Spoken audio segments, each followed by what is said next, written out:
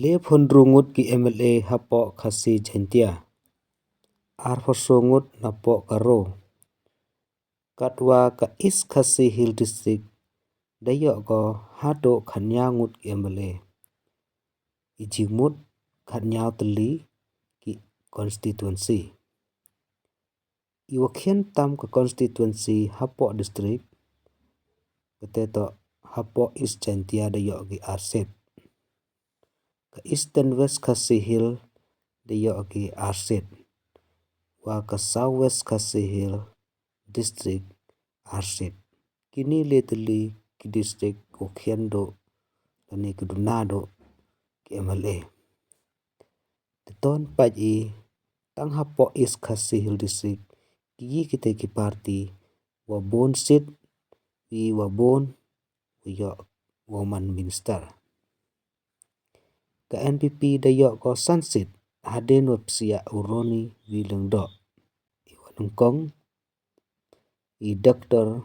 Ampirin Longdo na ka East Shillong constituency. Uroni wilengdo na ka Milliam constituency. Kadwa Preston Tensong na pen Ursula constituency. Bot ni Tewan Bantai Dorlengdo na Maukenro constituency. Wa Kevin M. Millem na Sora constituency.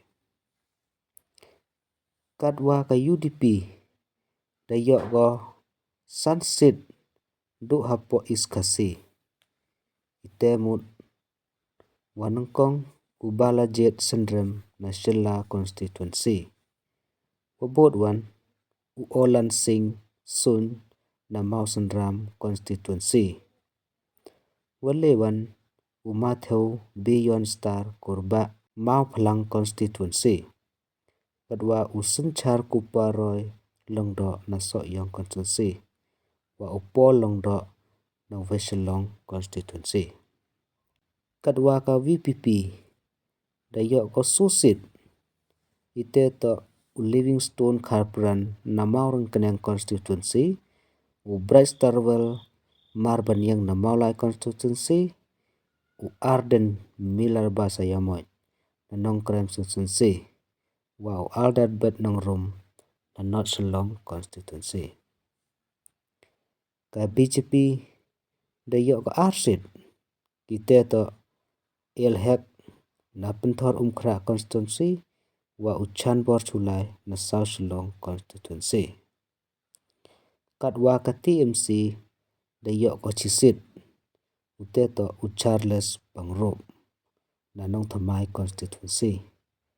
Kadwa ya ka Congress INC kauman kate nadu upsia uroni wilengdo daman jiro. Ka East Khasi Hill Benchwa daman dayo gi sangut ki menteri sorkar. Kadwa katewan desa gi sadu arngut.